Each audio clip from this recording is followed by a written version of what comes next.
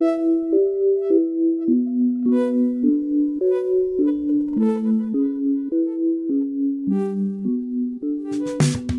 into Think Deeper. I am your co-host, Will Harrop, joined by Jack Wilkie and Joe Wilkie. We have got a interesting topic lined up for you guys today, part one of a part two that we're going to get to obviously next week. Before we do so, we need to start on a very serious note.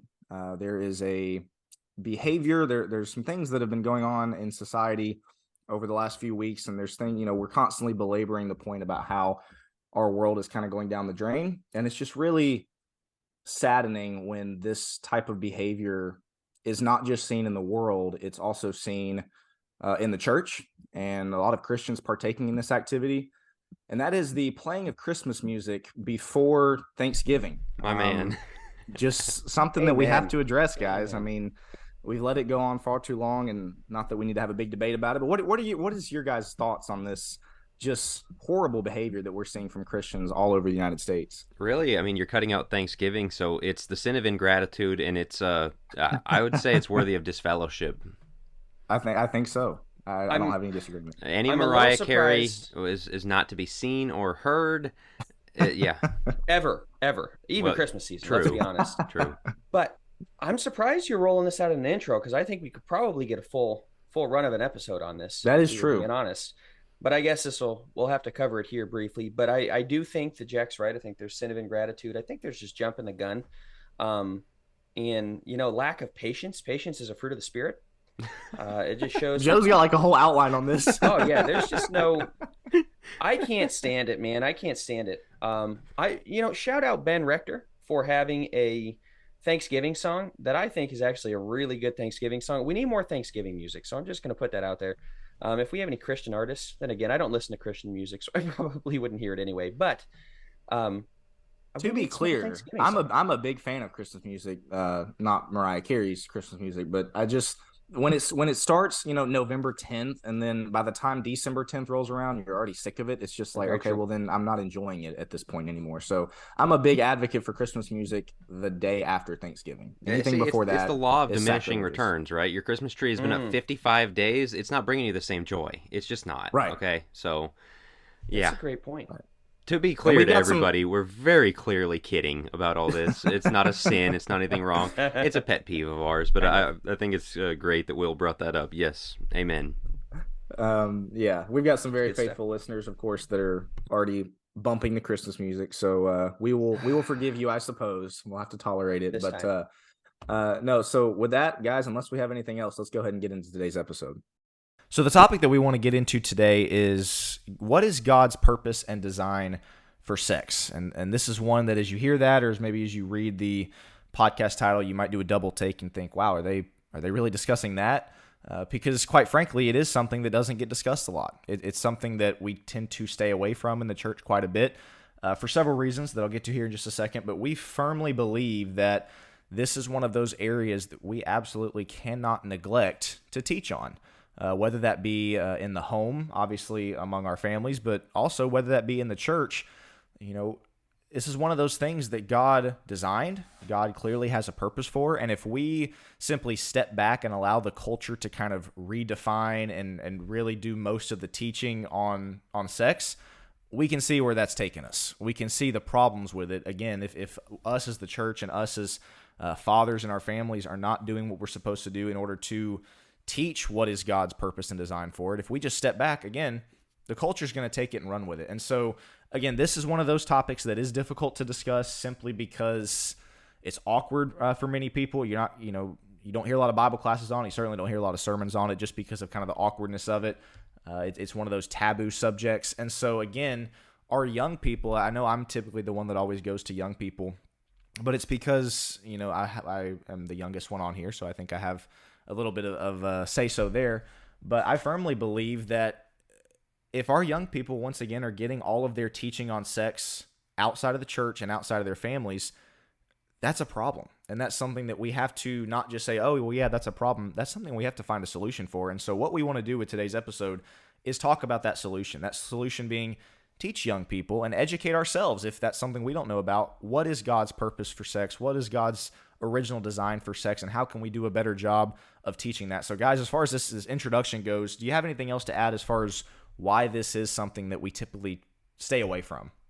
Yeah, I spoke at something a couple weeks ago, I think we had mentioned before, and we were covering some of the masculinity stuff we've touched on before, and somebody just came up and said, man, nobody talks about this kind of stuff. And that's something we really want to do with this podcast. Is it's part of declaring the whole counsel of God. And as you said, people are finding this information somewhere. Unfortunately, young people are finding it from TikTok, from their peers, from TV shows like Modern Family, and these from things online, that are introducing, online, all kinds Google, of YouTube, wherever. And it's awful. And because we won't get into these things, that's a difficult subject, that's an uncomfortable subject, that's something you don't talk about in a church auditorium, well, they're going to find it elsewhere, and then they get messed up on it. And so I want to say that. Number two, I want to say this is part one of a part two. We're going to have Will's dad, Dr. Brad Harrop, come on next week to talk about reproduction, fertility, the pill, some of those things that are very much of concern to young Christian families, Christian couples. Kind of the more scientific side. Joe is kind of our expert on this one. He has a seminar on this that he does for churches about human sexuality that covers marriage and married sexuality, but also pornography, transgenderism, homosexuality. All of these things are kind of his area of expertise in his work of therapy. And so Will and I are here to kind of learn from him, to cue him up to cover some of his material here. And so the funny thing is, you don't get a lot of speaking gigs because a lot of churches don't want to bring in a guy to talk about sex all weekend. And so, because again, we don't want to touch this subject. And so that's what we're going to do here on a brief 2-week, be a couple hours worth of content, but it's an introduction to some really important stuff. The other thing I would say, I appreciate it. Joe, real quick. I didn't know if you were going to make the disclaimer or not. We understand a lot of people listen with their kids, and so I think it probably goes without saying that this might be one that you need to listen to as a parent first, maybe before, obviously depending on the age of your kids. But Joe, sorry, you go ahead. I didn't know if you were going to give that disclaimer or not. On that, let me ask this. People that have teenagers, especially upper teenagers, those that might be looking towards dating, courtship, marriage, that kind of thing. Joe, you know what we're going to cover better than Will and I do. Is that something that they should listen to together and talk about, or is this more of married people kind of stuff? Personally, it's family by family. Obviously, parents decide what you're going to do. I'm going to leave it in your hands, but Joe, what are your thoughts? Correct. Yeah, we're going to be using, tell you what, I'm trying to decide how I would best go about it, because I feel like just explaining some of the terms we're going to be using are what you unfortunately have become not safe for work, as we might say. At the same time, I think kids need to be aware of these things. And what I run into with a lot of families is the kids are more knowledgeable about sexual things than their parents, because they run across it. The parents go, oh, I couldn't possibly talk to my kid about it. It's like your kid knows terms and ideas and things that you couldn't begin to understand because of the world of pornography and because of TikTok and all sorts of things. And so I would encourage you, we're gonna have some discussion on this. I personally, you put me in some hot water here, because I'm going to say, if your kid is 13 or up, I think they should be discussing this. If you have had the talk, quote unquote, which don't get me started on that, but if you have had the talk with your kid and they know things about sexuality, I would encourage you to let them listen. So I'm actually going to take a little moment of silence here. From this point on, we're going to be using some difficult terms. If you're going to turn it off now.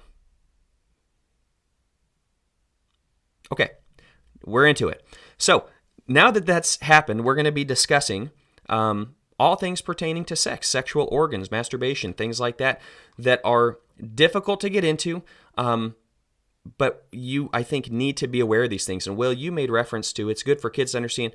I don't think most adults know what the purpose of sex is, to be quite honest with you. I think there's so much, there's a clear lack of teaching in the church, but the teaching you do get is horrible. The other thing I would say, and this will get us into where we kind of want to start going into the history of this. If you are one of those people that's uncomfortable with your teenage kids in a class or listening to a podcast like this about sex, then you also are probably going to be uncomfortable with them reading a lot of the Bible. You study the Old Testament, you look at even just the first book, you go through the book of Genesis, and you've got the chapters with Judah and Tamar. You've got the Lot's daughters.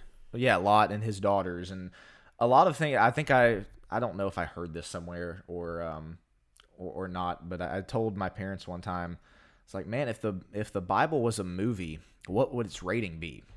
Because it doesn't hide from a lot of the perversion, a lot of the corruption that you see, but it spells it out very clearly. And so I guess I make that point to say this is something that the Bible clearly doesn't hide from. Obviously, you get into the New Testament as well.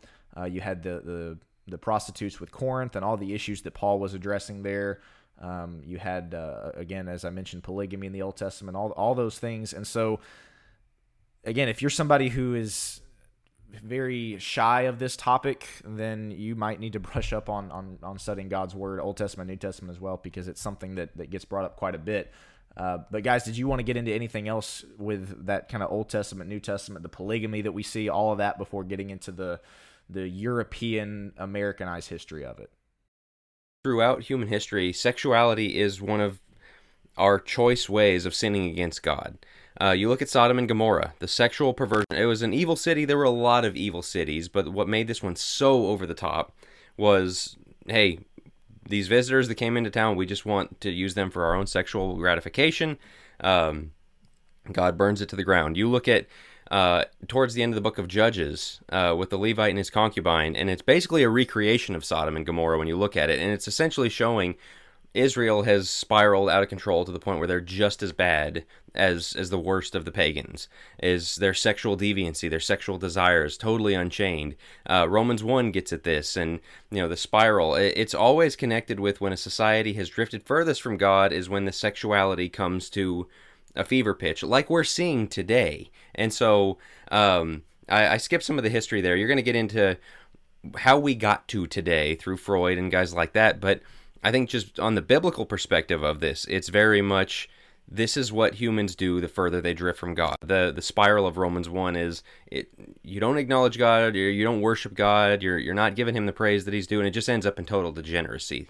And so sexuality is kind of man's ultimate rebellion against God. Well, it's fascinating to me that Satan uses sexuality in that way, that it's the same thing as working hard. Working hard is from God. The ability to have the ability to work hard, like that is part of the beauty and the perfection of the garden. How much can that be taken into workaholism and into chasing after money and really desiring money and all those things? It takes something that was inherently good and it abuses it, and Satan does the same thing with sex, probably more than anything else. I would say money and sex are kind of the two, but like he takes something that was so pure, so good that God designed, and takes it to its furthest, like as far out as can be away from God. And everything really is in rebellion to God. And so you think about Freud, you think about, there's actually a few at the turn of the century, but Hirschfeld in Germany, and a lot of work that he did for the transvestites and transgender people back in the late 1800s, early 1900s, that seemed to be changing a lot of people's perception. I think you had the Roaring 20s where even some of the silent films, it's crazy. People don't realize some of the silent films had nudity and things like that in the some of the earlier films. And so they were exploring sexuality at that time. You fast forward into the 40s and 50s, you got John Money, who's coming up with the idea of gender. You've got Alfred Kinsey, who's just a horrible man. Both of those guys are very horrible, and they're pedophiles as well. But Kinsey and the Kinsey Institute now is a leading voice in sexual perversion. That's taking place. Doesn't it make sense that on the heels of that would come the sexual revolution in the 60s? That you would have free love and flower power and all of these things that really pushed into, let's go out and just explore our sexuality. So we come from the silent generation, the greatest generation, the 40s, 50s, where these things are academically being discussed, and then it gets into the culture, where now you have 17, 18, 19-year-olds going to Woodstock and having sex right and left with anybody and everybody, thinking that that is freedom. They seem to, 70s roll around, there's still some of that. It's almost like the 80s and 90s went into making it was more about greed than about sex at that point, because it was, stock market and everything else, especially during the Reagan time, Reaganomics. And so people made a ton of money, and sex kind of seemingly got put on the back burner from being at the forefront of society. But in the 90s is where pornography, AOL, things like that really start coming in. They had it in videos and magazines. Playboy actually goes back to, I think, 1957. But 90s with the rise of the internet. I think YouTube was 2005, so the first porn tube site was 2005 or 2006. And it's really risen from there with the sexual perversion. I think it'd be safe to say it's kind of back in the forefront now with the rise of the internet. Correct. I would say it's coming back with transgenderism, right. LGBTQ. And so each of these has come from rebellion to God, taking something, once again, that was great and saying, well, how can we use it for our own purposes? And how can we stretch the kind of the design for it, the boundaries of what is normal, what society takes as normal? And it almost always starts academic and then comes to the society, which is what tells you, get your kids out of public school, get your kids out of colleges as much as possible, secular colleges, because that's where a lot of these things get passed down. Jack, it's interesting, though. You look at the statistics, young people, like, sexuality is very much on the decline into how much they're actually doing. They're just watching it. They're just passive consumers of it. And so porn use, all that stuff is through the roof. And the degeneracy, you've got the pride parades, obviously, and the trans stuff, but the furries, and just like weird stuff that the people are into. But you look at the numbers, and they're not actually doing that much. It's all theoretical. And Foster and Tennant, in their book, It's Good to Be a Man, we're talking about how sex being good, created by God, be fruitful and multiply, stuff we're going to cover in the next couple episodes, is God's design. And they said Satan hates sex. His goal is to pervert it and divert it and really shut it off. Basically get you focused on other things to prevent married godly couples from producing offspring, because Satan hates the offspring of godly families. And that's the result of all this is you can talk about anything. It used to be, kind of the whole what people do in the privacy of their bedroom. Now you can march it down Main Street, but they're not actually doing it in the bedroom. It's all performative. It's display. It's passive consumerism. And so we're in this really weird place right now where you're outwardly degenerate, but everyone's so disconnected that it's not even happening. And so it's such a weird place that we've come to that's also not tenable. The birth rate being below replacement, that's not sustainable. We're at a tipping point where things have to go one direction or another here. Well, that's very interesting that you bring up the point, Satan hating sex, because you think about, and that's the next area we're going to get into, about the way the church currently teaches on sex. At least when I was growing up, it was pretty much sex equals bad, because everything you heard about it was in a negative connotation. Don't have sex before marriage, homosexual, sex, God's purpose for sex, at least. It was always stay away from it, don't talk about it, abstinence. And of course, we're not saying that that's not something that we should be teaching our kids, but it was never approached in a positive manner. It was never taught on in a positive manner about, hey, as Joe brought up to start, this is something that's holy. This is something that's a blessing from God. And so I'm interested. You've done some premarital counseling. And so I'm very interested in what the answers that you hear whenever you ask somebody the question just off the cuff. Okay, what is the purpose for sex? You broke down some of those to start, but I'm interested. I'm not sure how many people you have done premarital counseling with, but specifically for those who grew up in the church, what are the answers that you've heard whenever you ask that question? Hey, what is the purpose for sex? Yeah, I've done a decent amount, and the number one answer is procreation. Number one answer. That's and really that's one of the only answers.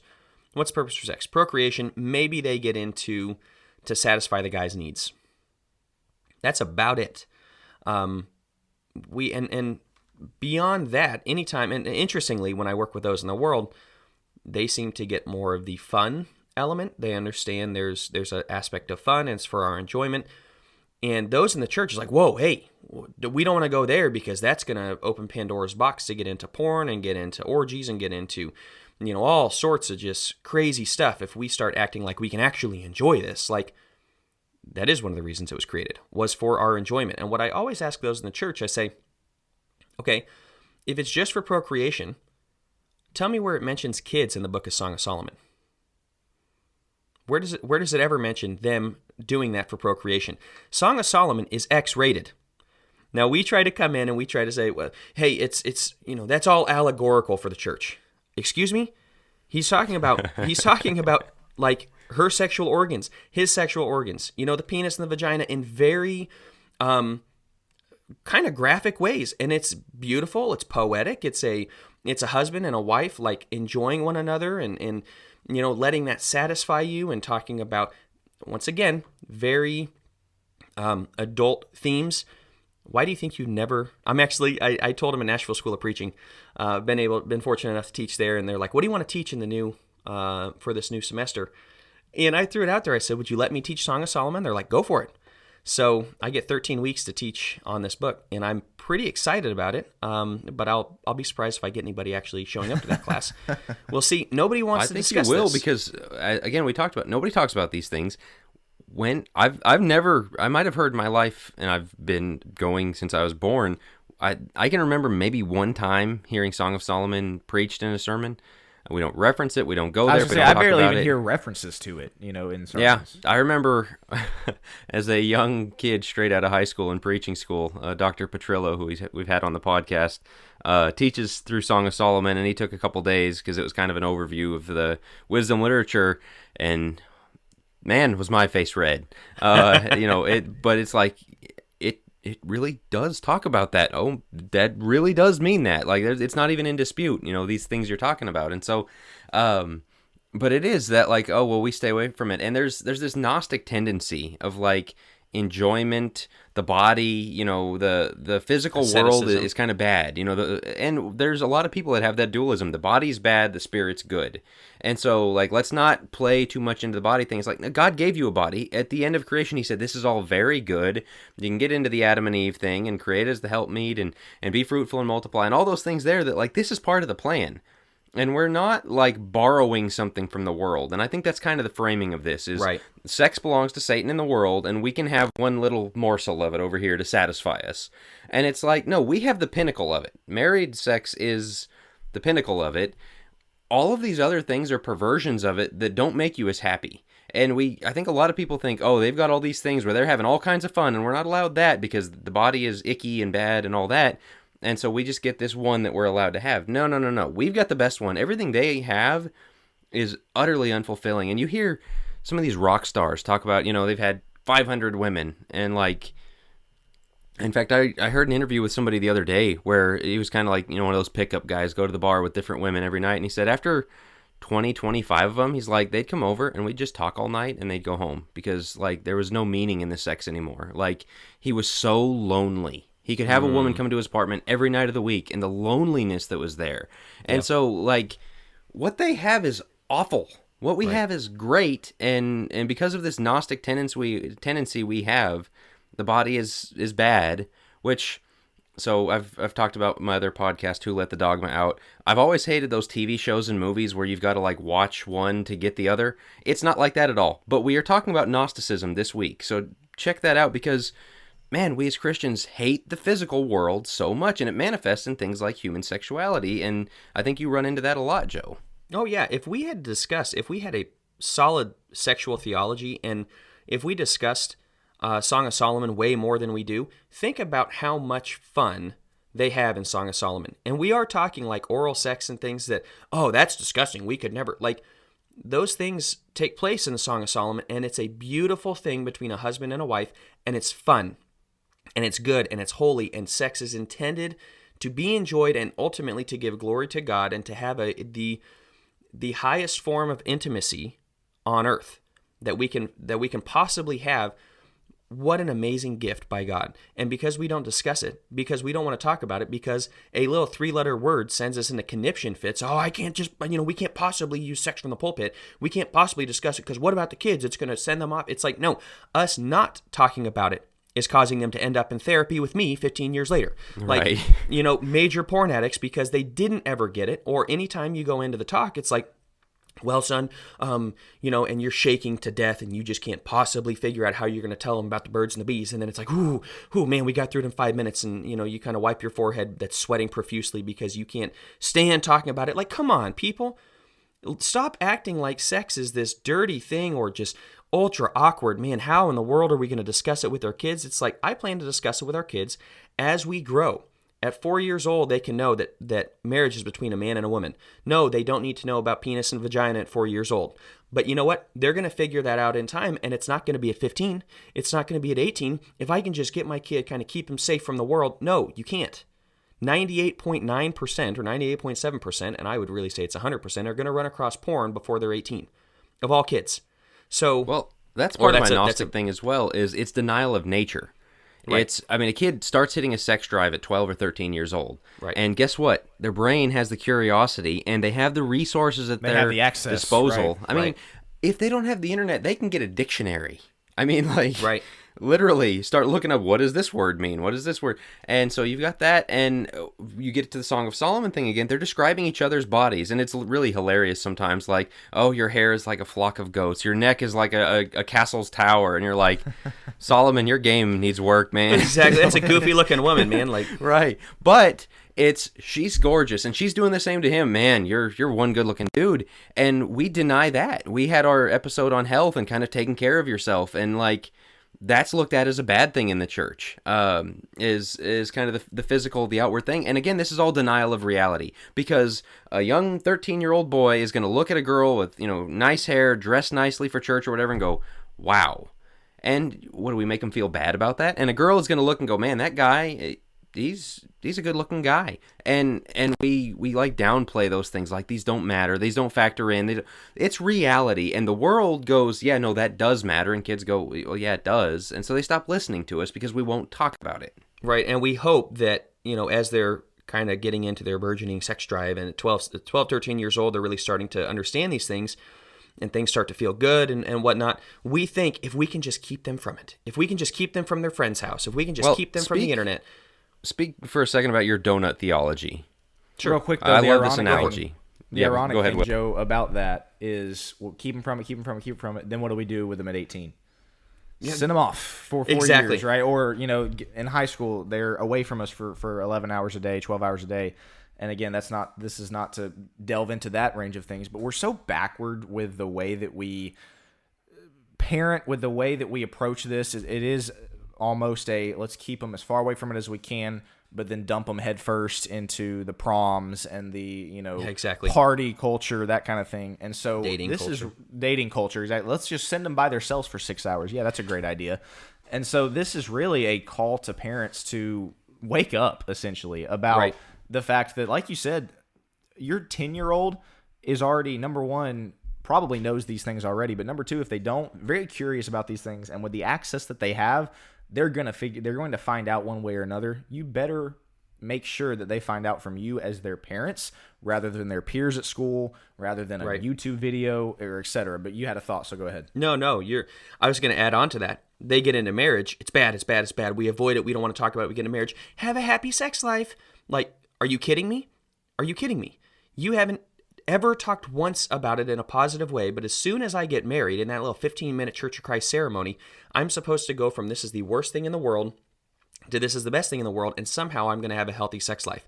We're basically like, yeah, I don't want you to know the alphabet, and then here, I'm going to hand you an encyclopedia you get to reading. I don't even know how to read. Like, what does this mean? I'm not saying they need to have sex before marriage. As a matter of fact, they don't. We'll get into why that's actually a horrible thing, but there needs to be so much more understanding and discussion surrounding these things. Biblical education that we're not running from. And Jack, to your point, and I was also going to say, I was talking to Danny, Dr. Petrillo, about some of these things, and he said, actually, some of the ancient rabbis didn't want to take it. It's one of the reasons they took it as a allegory.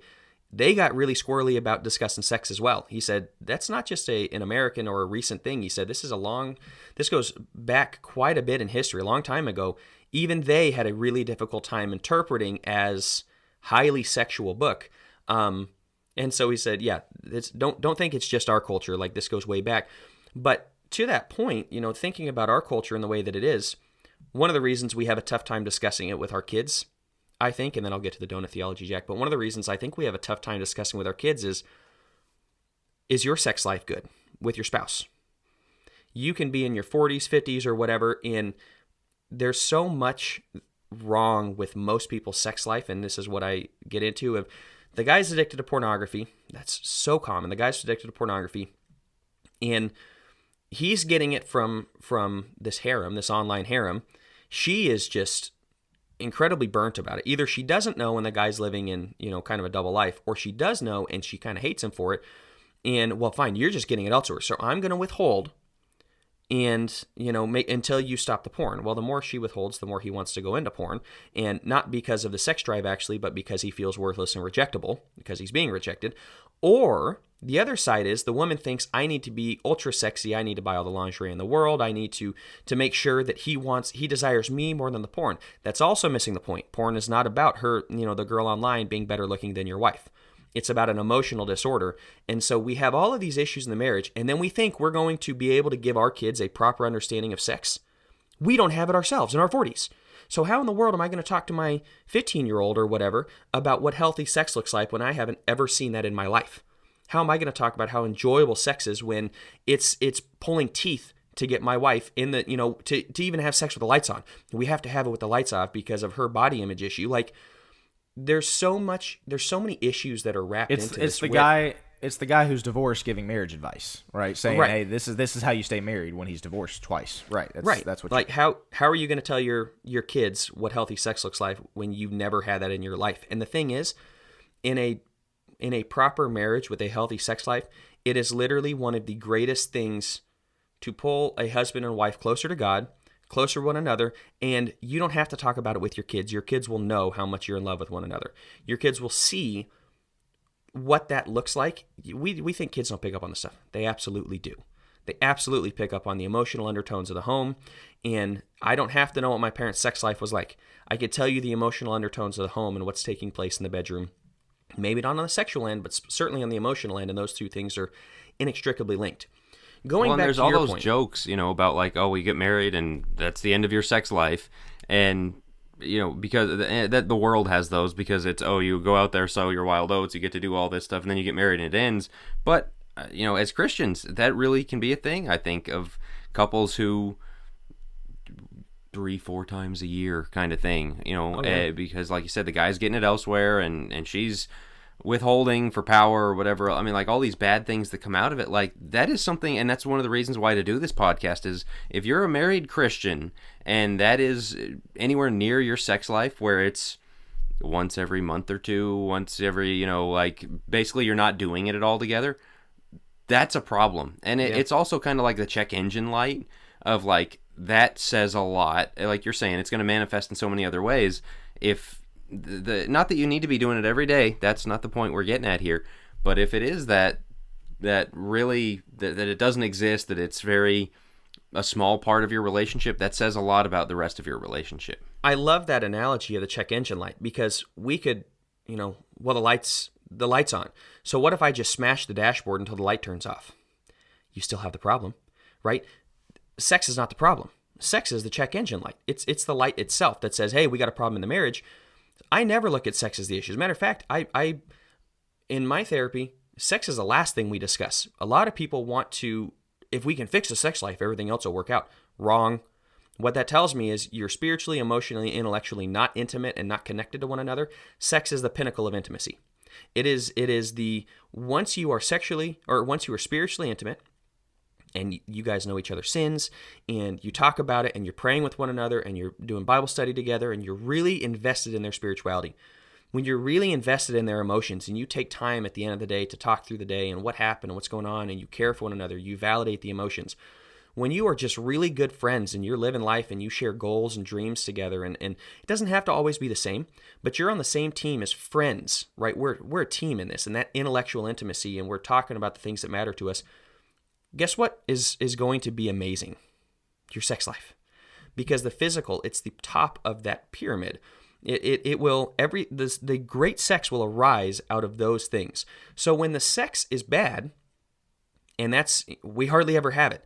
How many times, I would say, don't worry about having sex yet. How many times have you been open with your spouse about your emotions recently? Are you able to talk to them about the struggles that you have with them, the struggles you're having at work? Do you know one another? John Gottman and John Julie are the foremost marriage experts in the world, really. Yes, they're secular. Yes, they back some LGBTQ stuff. Not a fan of that. At the same time, it doesn't take away from the fact they have amazing marriage advice in a lot of ways, and they talk about love maps. And I would encourage our listeners to maybe just Google Gottman, Gottman, love maps. It's a lot of questions. Do you know your wife's best friends? Do you know your husband's stressors? Things like that. Well, that real quick, sorry, Joe, that speaks to the point of pursuing your spouse, you almost always do 95% of that before you get married, right? And you want to know things about them. You ask them questions. What's their favorite, X, Y, and Z? Far too often you get married and that stops, right? You hear that trope, right? And I've even been guilty of this. I couldn't, I would send Rachel flowers a ton before we got married, and really, I guess for financial reasons, that backed down quite a bit after we got married. But you hear those jokes about the dates, slow way down, the deep long cover. I mean, when Rachel and I were dating, we'd be on FaceTime for 2-3 hours, a night, where we're both doing homework or whatever, because we just enjoyed being together. If that stops, 3 to 5 years after you get married, that's a problem. And yet that's what we see a lot of times. And so I think that speaks to your point about, when is the last time you had just a deep conversation with your spouse? When's the last time you went out to eat together and you weren't, alternating, staring at your phone? That speaks to this intellectual intimacy that you're talking about, this emotional intimacy that we get wrong before the physical intimacy ever goes astray. And why do you think you get so aroused, and I'll just say the word, so horny before you're married? You're all over each other. You're kissing and you want to do it. And if you make it to the altar, most of the time, you barely made it, and you're a technical virgin if you do make it to the altar. Alyssa and I certainly didn't. Why? Because of everything you just said, Will. I'm pursuing her 24/7. She's on my mind all the time, and vice versa. And we were literally talking 3 to 5 hours a day. Anytime I wasn't doing school or wasn't working while we were together, I was pretty much on the phone to her, to the point that my family's like, "Hey, do you still live here? Like, where are you?" And her family likewise. When you go from that, like, you want each other in every way. I wanted to know everything she thought. I wanted to know everything she felt. I wanted to know all about her life. Of course, I wanted to know her sexually. What happens in most marriages is that 7-year itch, as you talk about, and as you talk about going out to eat, looking at the phone. We somehow think that I'm going to go out to dinner. I'm going to look at my phone. She's going to look at her phone. We're going to maybe discuss the kids a little bit. We're going to maybe discuss a couple things at work. Nothing big, kind of surfacey. Discuss the food that we're eating, right? Discuss the food we're eating. Barely talk to one another. Kind of look around the restaurant. She's got some things going on. Is he checking out that chick, right? And all of a sudden, we're supposed to come home and have hot sex. Are you kidding me? Do you actually think that's going to happen? And most guys do. Wake up, please. Figure it out. Like, why do you think that your wife is going to give you the hottest sex of all time when you spent the entire night ignoring her? And wives, no wonder why you hate sex so much, is because you don't feel pursued by your husband, but you also, a lot of wives end up holding it above their husband's head and end up using it as a bargaining chip. I'll give you sex if. 1,000% wrong. You're sinful if that's the case. And husbands, if you're not putting into your wives, and you think that you can demand sex anytime you want because, 1 Corinthians 7, but you don't live with her in an understanding way, and you don't caress her and care about her and validate her emotions and spend time working on getting to know your wife, and you think you're owed sex, you're in sin too. No wonder why we have so much sexual dysfunction in the church. It's ridiculous. We have no understanding of what the purpose of sex is. We think it's for procreation and for the guy to for him to have his fun occasionally, and the woman hates it the entire time, and it feels like, and yes, this is going to be very X-rated, the guy feels like he's having to rape his wife every time because she doesn't want it. They have sex with the lights off. He never gets to really connect with her and see her naked body because she's got self-body. I mean, I could go off for hours on all the sexual dysfunction in the church, and then we think that we're going to be able to affect the culture in a positive way, and we wonder why kids are walking out chasing porn who make it look like so much fun. Are you kidding? Like, I'm so frustrated at our lack of discussion about this in the church that we get to this point and, wow, we're losing our kids. And look, guys, 60 to 70% of guys are addicted to porn. Why do you think that is? There's a lot of emotional issues, but what's the easiest thing to turn to? That. So many guys... Well, and then they bring that into the marriage, Correct. Like, well, why can't... And, why can't you do what I see on there? Why can't I have this as frequently? Why isn't it as available instantly anytime I want? Right. And that comes with it. And so I queued you up for the donut theology thing like 10 minutes ago. So I'm just going to briefly do your own analogy for you. It's... Don't do this, don't do that, do not do this, do not do that, do not be transgender, do not do pornography, do not be gay, do not fornicate. Yeah, and, all the do nots, and as you say, there's a hole in the middle of it of what do we do? And so that gets us to the back half of this podcast, this episode, is we've discussed all of these issues, all of the cultural issues, all the issues within the church, all the issues with how we teach this to young people or don't teach it to young people, the Gnosticism of it all these things we've discussed. Topic of the episode is, what is the purpose for sex? So again, you got to we see procreation. Yeah, trying to keep the guy from straying, things of that. But we've kind of we have an outline. We always talk about our outlines. This one we've touched on points all over it. I'm all over the place here. What do you, as we kind of get to this kind of main point of the podcast, where do you want to start on like the biggest thing we need to cover on the main purpose for sex? Sure. So I already discussed one of them, which is I think it is the pinnacle of intimacy. I have what I call my intimacy pyramid, and it literally reads pies down. The top, there's 4 different levels, and it's physical, intellectual, emotional, and spiritual. If you're struggling in your sex life, forget the physical for a second. Figure out where you're lacking on the intellectual, emotional, and spiritual. I think that's a big purpose of sex, is it's a rising out of an intimate knowledge of one another. The other side of this, I think, is it's a way to solidify this covenant before God, even chemically, right? God established oxytocin where you are chemically bonded, and this is one of the reasons you don't fornicate, is you have a chemical bond to the person you have sex with. When it's like super glue, right? It's been described before. So when you have sex with somebody and then you rip it off, and then you have sex with somebody and then you break up, and you have sex with somebody, you break up, it actually gets weaker over time. Whereas if you only have sex with your spouse, you create this chemical bond that is so strong with oxytocin. It is a physical bodily chemical that takes place. It's a very beautiful thing. And so it is a way to further establish and to solidify the covenant you made before God. I am going to be naked physically to pretty much represent my nakedness to you in every other way. I'm being fully open and transparent about my life, and I'm giving you something that I don't give anybody else, and that's a covenant I made with you. And so sex is God's beautiful design to say, let's truly establish this covenant. That's why, what's the first thing you see after people get married? Especially in Scripture, right? It's the wedding night, but they knew one another, meaning they had sex with one another. Why is that an immediate thing?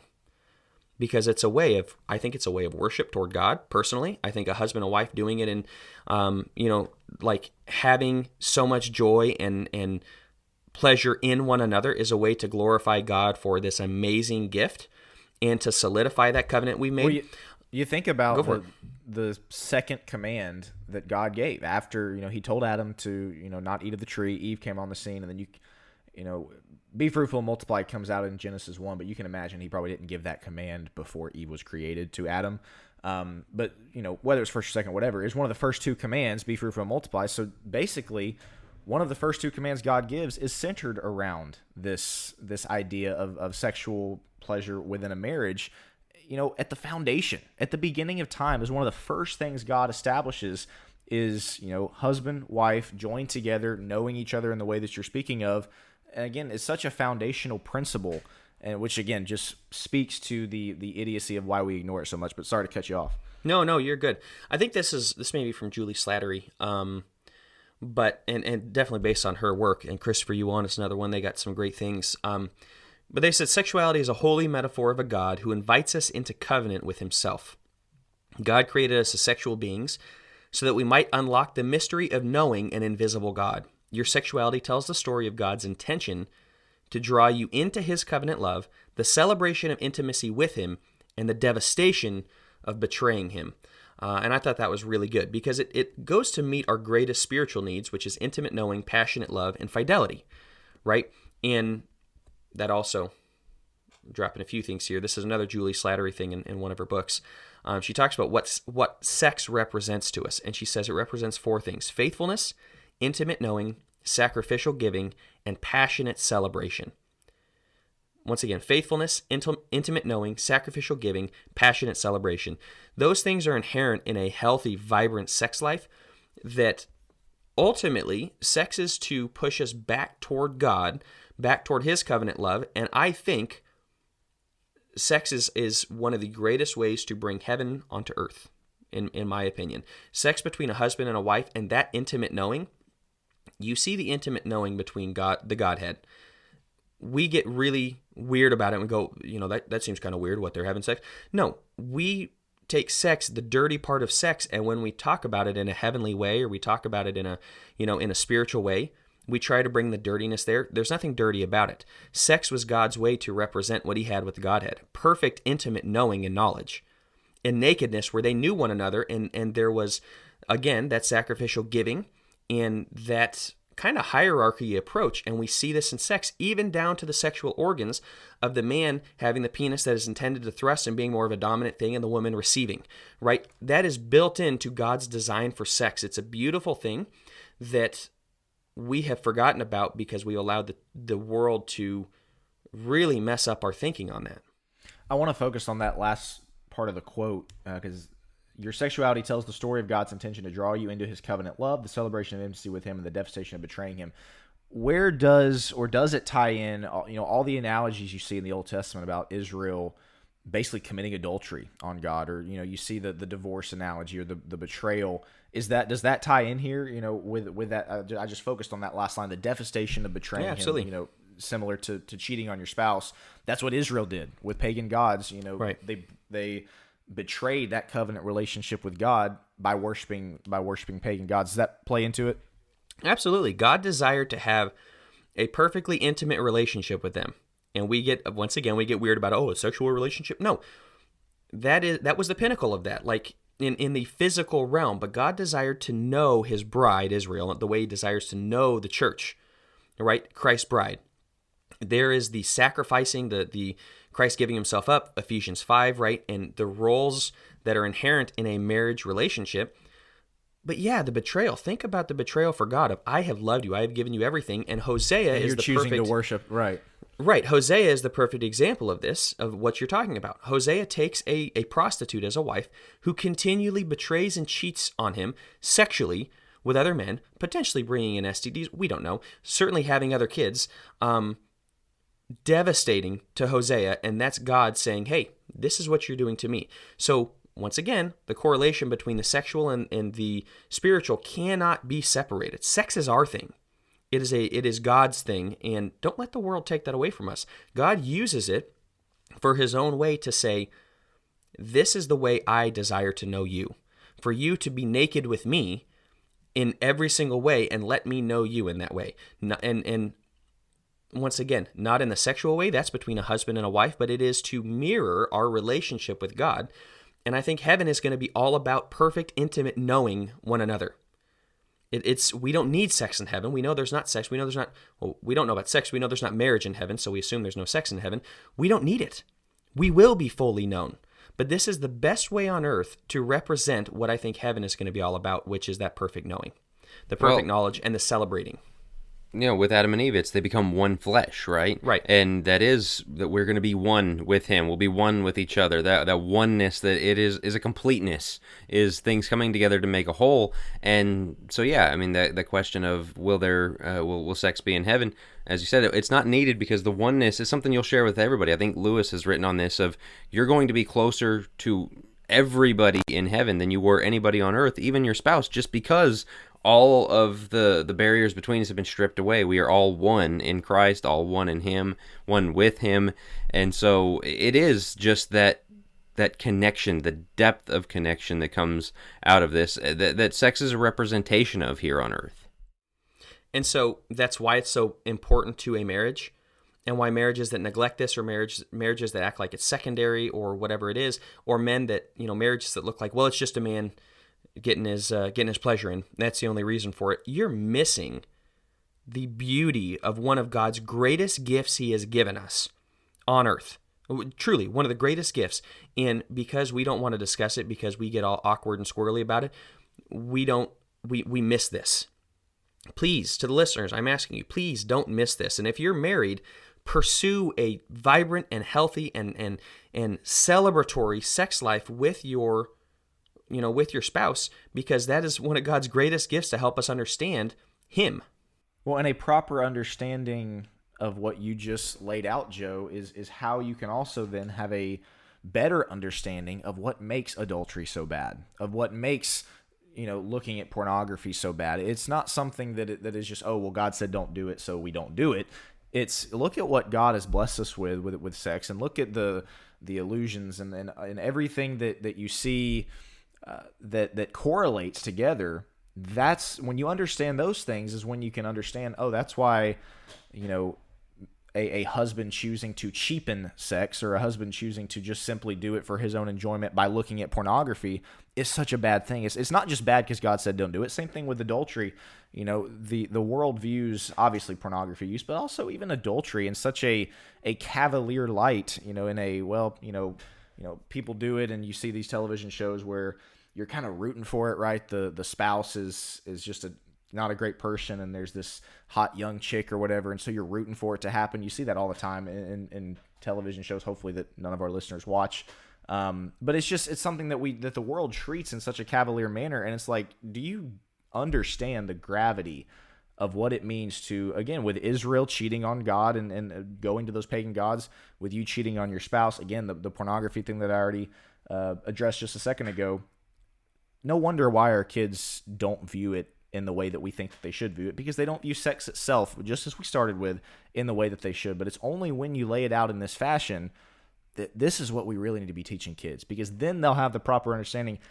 That's why I'm not supposed to look at porn. That's why I'm not supposed to fornicate. I didn't bring that one up. That's why I'm not supposed to commit adultery on my spouse.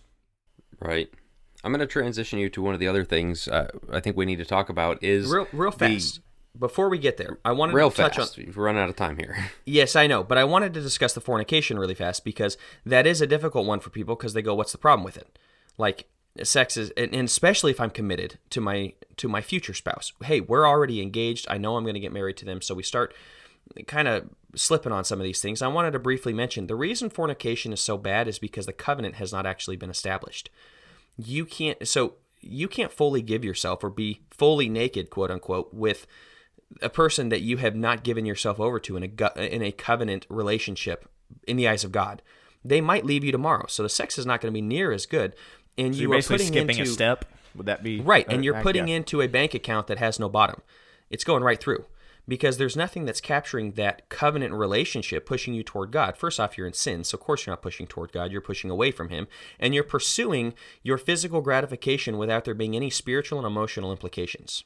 Well, that actually leads perfectly into the question I was going to bring up, is the dominant modern understanding of this whole thing, even within the church, I think, is you do it for your personal happiness. Marriage is for your personal happiness. Your sex is for your personal happiness. And we see in the world, if it's not making me happy anymore, I'm out. I quit. Like, go until you're not happy anymore, and then do whatever you want. And that's part of the fornication thing, is you do it because it makes you happy, but you're not giving anything in return. You're only taking.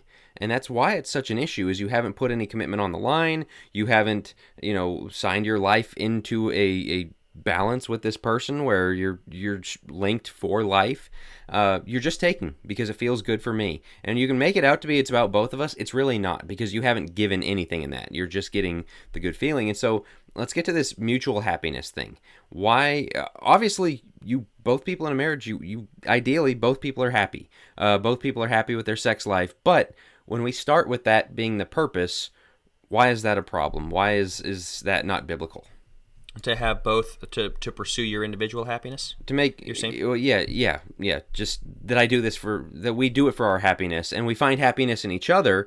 Why am I going to marry this person? Because they make me happy. Right. That kind of thing. And why have sex with somebody? Oh, because it makes me happy. Well, great, but that's not a good point. Right, because happiness is very finite. You will have the 7-year itch, right? You'll have times in your marriage where they don't make you happy. That's not the point. You entered into a covenant.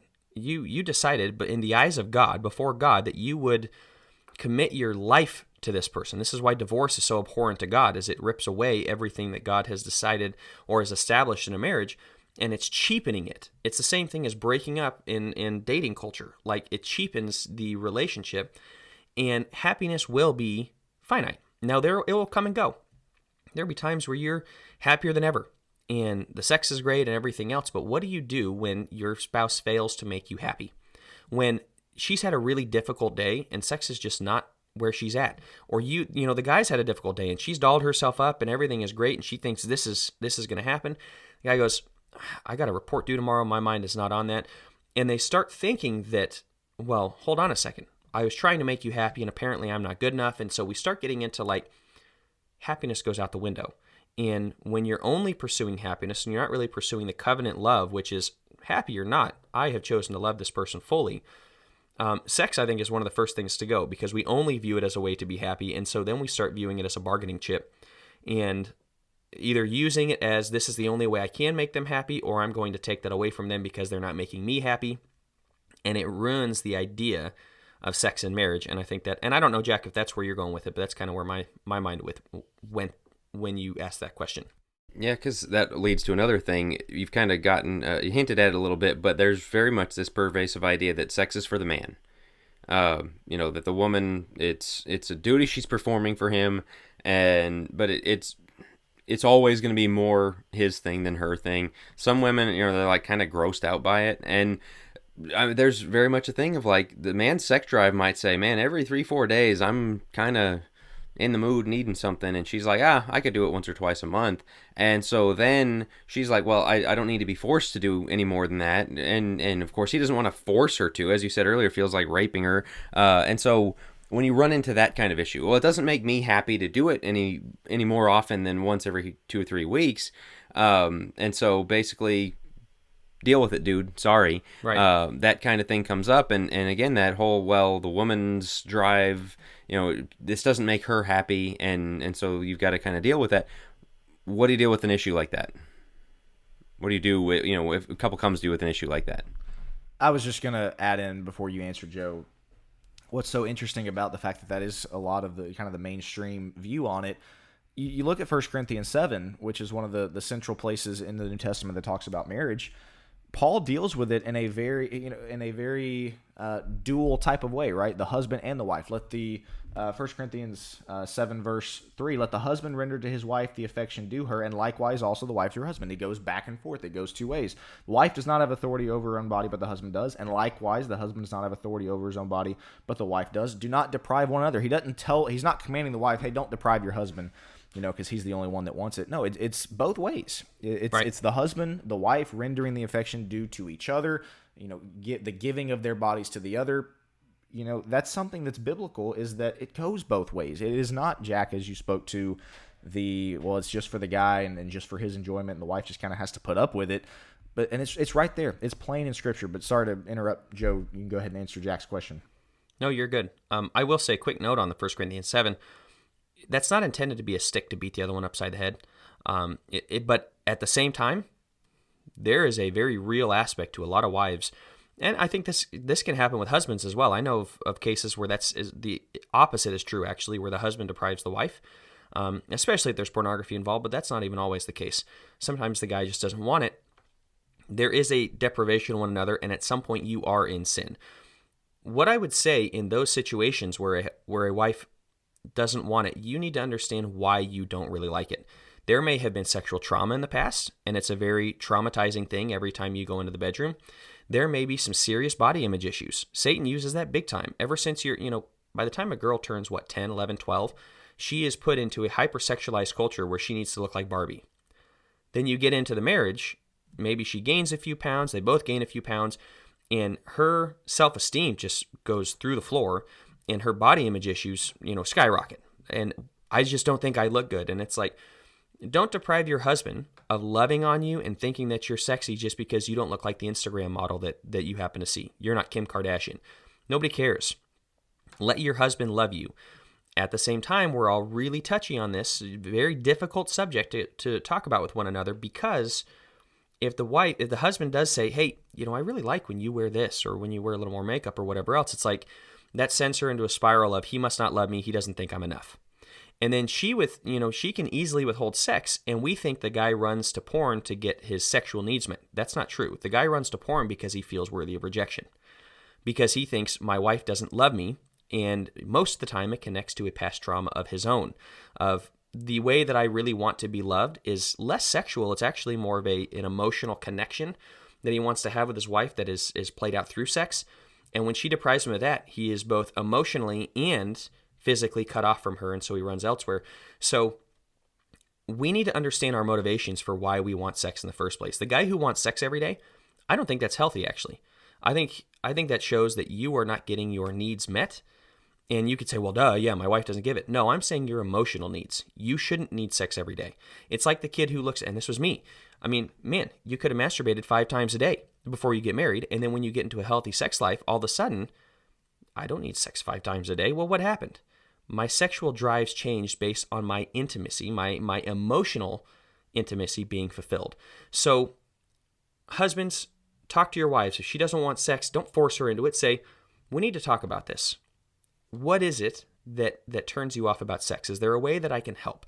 Is there something I can do in the bedroom to help you feel better about it? And if it comes back to, I just don't feel sexy, you validate her. I'm really sorry to hear that. I am incredibly attracted to you. But she's not going to listen to that because she goes, yeah, you sign the contract, you have to. What you need to say is, why do you think that is? And you dig into some of her core beliefs, which is, I'm not enough for you. A lot of times that's the case. Or the man repulses because maybe you have pushed sex on her so much that she is now using it as a bargaining chip and a way to kind of withhold, because that's the only power she has in the marriage.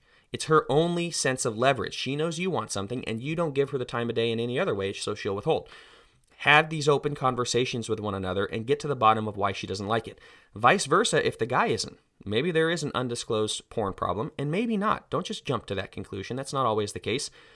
But if you're struggling in your sex life, maybe don't go out on a date that's in public, but either way, get some time maybe away from the kids and have a very clear discussion of, I don't think our sex life is where it needs to be. Why? What can we do about it? I think we really need to start working on this, maybe setting some time aside, whatever it may be very intentional on this, because once again, don't miss the blessing that God gave us.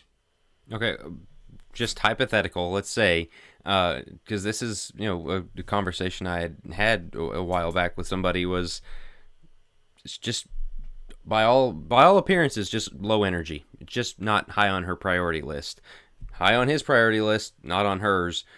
Do they meet in the middle? Does he just, okay, well, she's not interested any more than once a month, and so I've just got to figure out what to do? I don't think so, but I'm going to put it to you. What's the answer there? Do they have kids?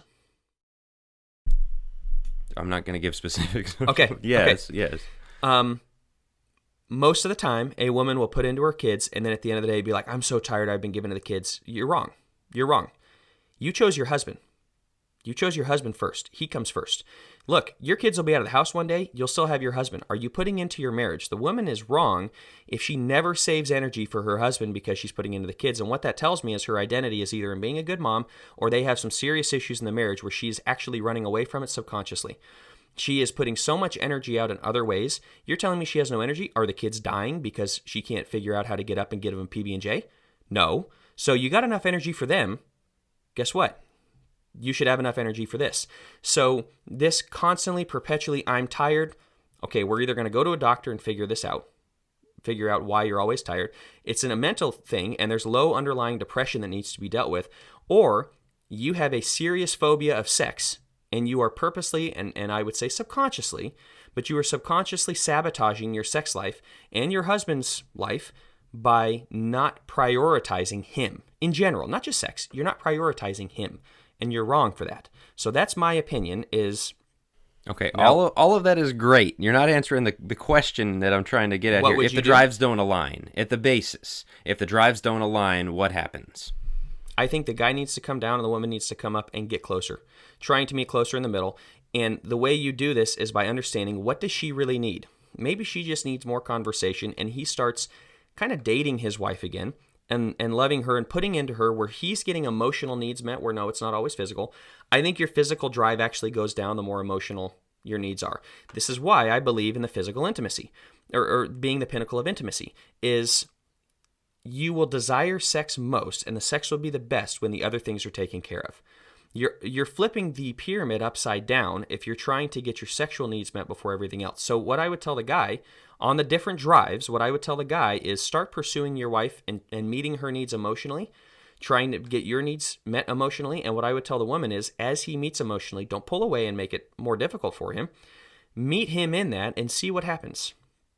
See what happens, because most of the time when her needs are met physically, or her needs are met intellectually and emotionally, and she's feeling very taken care of, she's much more open to accept sex. And when his needs are emotionally taken care of, he doesn't need it all the time because he's not trying to meet those needs in physical ways. So I think they actually do start to align. I think the myth, yes, some people have different sex drives. I understand that. But overall, I think it's kind of a myth to think the woman will always have the lower sex drive and the guy will have a higher sex drive, and we just got to figure out, he'll get it as much as she can and she'll withhold as much as he can or as much as she can. Figure out ways to get closer to meeting in the middle, and I think the emotional is the key. In my opinion. All right, I think with all of that, we're kind of answering one of the things we wanted to close with on the outline of how to have a good sex life. And a lot of what you're saying there is communication of the emotional, the spiritual, making sure you're close in other ways. But the other thing is like actually talking about this. It's one of those things that you don't just do it and then like leave it in the bedroom for that period of time and then come back to it, on the next appointed time kind of thing. But like talk about, are you enjoying this? Are you getting enough out of this? All that. So discussion, all that. What else would you put on this point of how to have a good sex life, how to improve it, how to fix, just as basic as how to have a good sex life.